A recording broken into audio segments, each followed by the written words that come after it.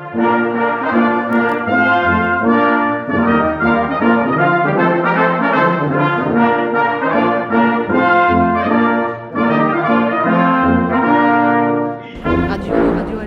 Radio Alenia, Radio Occupation Radio Alenia. Écoifier. Dernières informations, donc, validées, etc., non contestables, janvier 2021. En ce qui concerne le RSA, on a 1300 dossiers de plus dans le département, c'est-à-dire on est passé, peut-être dossiers, allocataires malheureusement, on est passé de 23 230 en janvier 2020 à 24 520. Donc c'est presque 6% d'augmentation. Sur l'allocation adulte handicapé, c'est un peu différent, mais c'est un indicateur qui est aussi sur les difficultés que rencontre la population.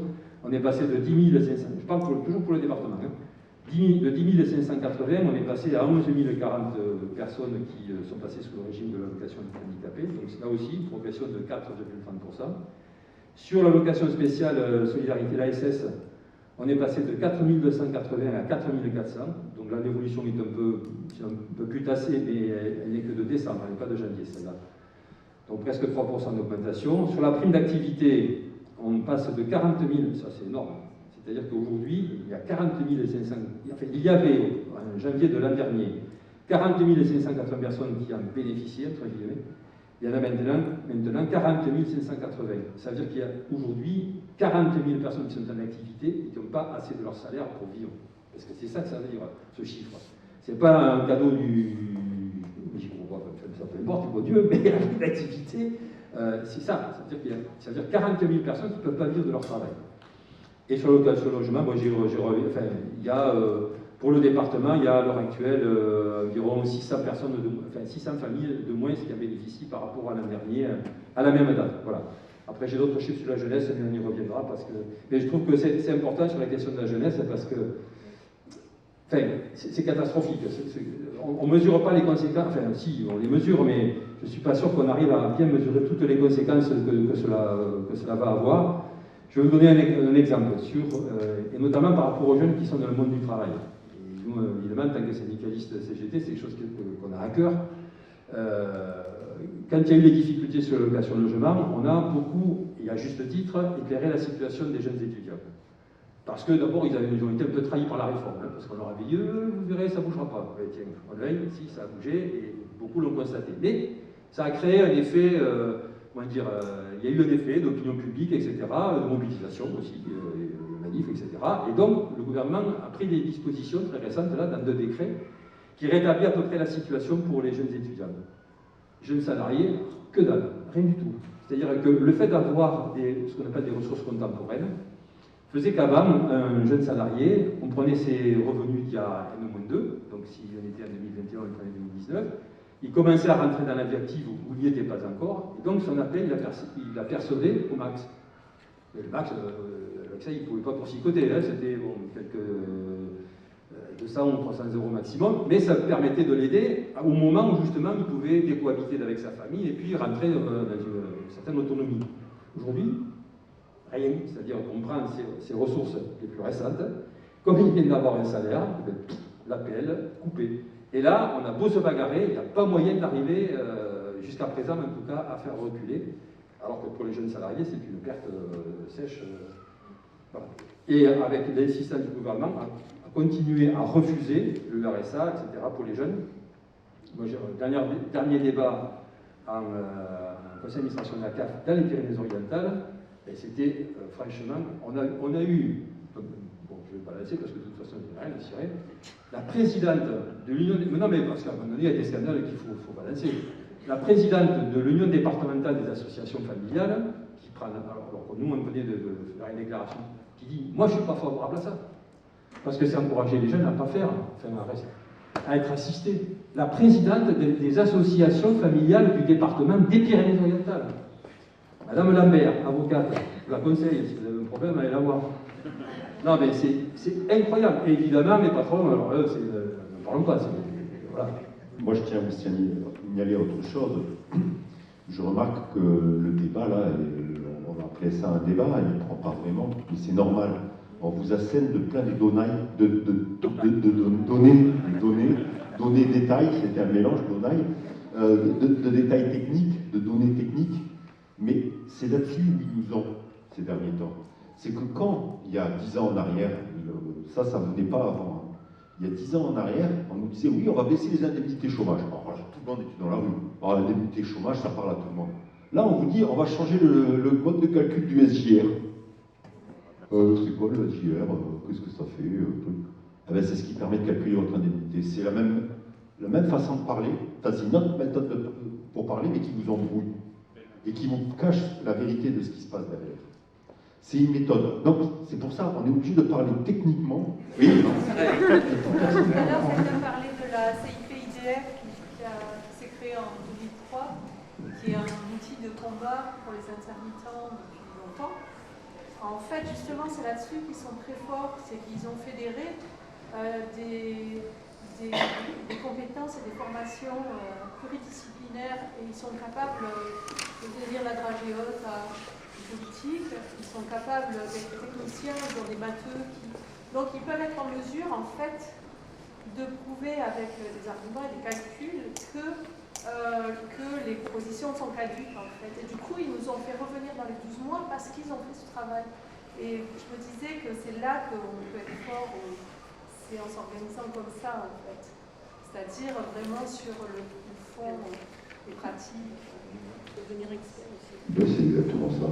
C'est qu'aujourd'hui, ils nous attaquent sur tellement de trucs, ce que je viens de dire, très techniques, qu'on n'y comprend rien, et puis il n'y a personne qui se mobilise parce que personne ne comprend rien. Ce qu'il y avait de génial, justement, en 2003, pendant le mouvement, c'est que, par exemple, il y avait des tutos, il y avait des types qui nous expliquaient, il y avait des gens qui faisaient leurs calculs, et je me disais que ça serait bien que ce soit dans toutes les professions et à tous les niveaux, c'est-à-dire que chacun soit capable d'avoir un référent.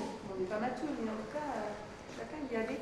Il y avait une fille, je me rappelle, moi je suivais parce que je pouvais à l'époque être assez libre et j'allais aux réunions, notamment en région PACA et tout. Il y avait des gens qui étaient capables parce que quand on est devant des politiques, il y a des gens qui, moi la première d'ailleurs, ça le fait moins maintenant, il y a soit une forme d'agressivité, soit quelque chose qui s'écrase, c'est des rapports de classe et on n'est pas formé pour ça forcément. Et il y avait des gens qui étaient formés pour ça, c'était assez exceptionnel et on était ensemble. Et le problème, c'est quand les gens qui ont du mordant se mettent ensemble pour de mauvaises raisons, on les a en face et on est mal. Quoi. Donc il faudrait arriver à rivaliser comme ça. Et je me dis, ça, moi je serais prête à travailler dans ce sens. Oui, vous avez raison. Alors, il y a quand même des sites sur lesquels vous trouvez ce genre de réponse et entre autres, vous avez, je vous recommande le site des économistes atterrés. Qui donnent, alors ce sont des économistes, donc ce sont des spécialistes et des experts aussi dans leur domaine, et qui justement reprennent point par point et qui peuvent donner justement une autre vision de ce qui est asséné comme ça, comme si c'était une vérité seule et unique, et qui peut donner d'autres perspectives, et en même temps avec des arguments qu'on peut reprendre, qu'on peut opposer justement. Ce qu'il faut éviter à tout prix, c'est l'isolement. Et le mouvement d'occupation, là, depuis le 4 mars maintenant, il appelle à ça, il appelle à la fédération. C'est-à-dire que les intermittents du spectacle, là, en premier, bon, ils ne sont pas tellement concernés par cette réforme, directement, parce qu'il y a l'annexe 8 et 10 qui les protège, mais ça va venir. Et, parce qu'on paye des cotisations. Mais il faut savoir qu'il y a tout un tas d'associations sur le terrain qui accompagnent aussi les chômeurs justement dans leurs droits, savoir quels sont les droits, savoir pouvoir intervenir sur des dossiers. La BASE, par exemple, intervient sur des dossiers quand il y a des radiations. Mais alors ils interviennent de façon pas violente, mais c'est des actions coup de poing. Ah ouais, le copain il a été radié pour n'importe quoi, et bien on va squatter le pôle emploi là avec quelques-uns, puis on va se commander des pizzas, et alors là tout de suite les directions, oh là là, non, pas de scandale, pas de scandale. Sauf que les scandales c'est tous les jours. Nous, là maintenant, ça fait 1 an qu'on est en crise sanitaire, on a atteint les 10 millions de précaires. 10 millions. 2 millions de personnes qui vivent en dessous du seuil de pauvreté, qui vivent avec 580 € par mois. Ces gens-là, ils sont tout seuls chez eux, isolés, Et ça vaut pour toutes les catégories professionnelles. Et la difficulté, c'est d'aller les chercher. On ne peut pas aller les chercher. Si eux ne comprennent pas, si eux ne s'impliquent pas, il y a des dépressions. Enfin là, on vit une année quand même où tout ça, ça nous saute à la gueule, quoi. Cette réforme, elle est juste dégueulasse parce qu'on empêche les gens de travailler depuis un an, là. Et en plus, on leur dit, ah ben, vous allez payer encore plus.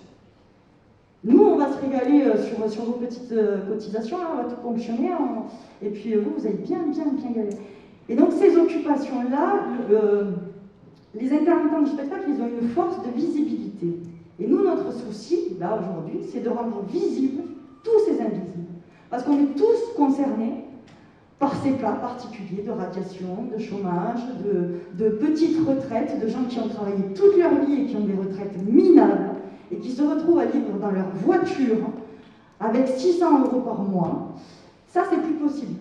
C'est plus possible. Et la force de ces occupations-là, tout ce que vous avez dit là, de mettre en commun nos outils, savoir, voilà, détricoter les droits, il y a des gens qui savent faire ça.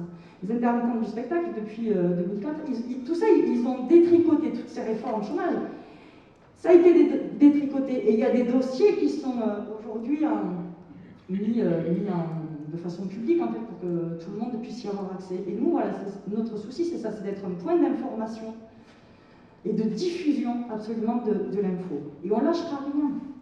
Nous, on ne partira pas, même si demain on nous dit, parce que là on commence à entendre, oui, alors les intermittents du spectacle, bon, alors peut-être il va y avoir une concertation finalement pour une prochaine année blanche. Mais pourquoi?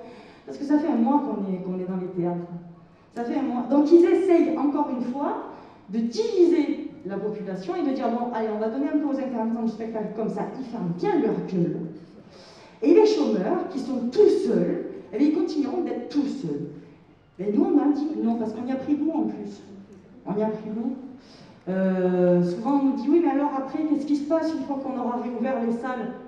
Mais c'est pas grave, nous, on est là. Nous, les outils qu'on a mis en place là depuis un mois, il y a 3 collectifs qui se sont montés. Le collectif des lieux, associations, collectif des compagnies de théâtre, pardon, et collectif des artistes musiciens. On est en train de mettre en place justement des boîtes à outils, comme ça, pour savoir tous nos droits, l'URSSAF, détricoter, l'accession, voilà, au régime, etc. Et ça, c'est démocratisé, là, au sein de ces occupations. On dit aux gens, servez-vous. Voilà, nous, on sait faire ça, on a ça à disposition, on le met à disposition, et vous vous en emparez. Voilà, donc on est déterminés, on lâchera rien. Même si l'année blanche est accordée aux intermittents du spectacle, nous on veut que les indemnités soient étalées à toutes les catégories professionnelles et tous les gens au chômage. Voilà, pas que les intermittents du spectacle. Il faut que tous les précaires aujourd'hui, tous les gens qui se retrouvent en fin de contrat, qu'on continue à indemniser. On peut le faire quand il faut faire des crédits d'impôt aux grosses entreprises et qui par derrière en plus licencient. Donc du pognon, il y en a. Voilà. Et nous, si on n'est pas au travail, c'est un déficit dans la caisse de l'UNEDIC. Donc on nous parle du trou de... Oui, mais il y a combien de demandeurs d'emploi? Je ne sais pas, près de 3 millions de demandeurs d'emploi pour 360 000 offres d'emploi. Cherchez l'erreur.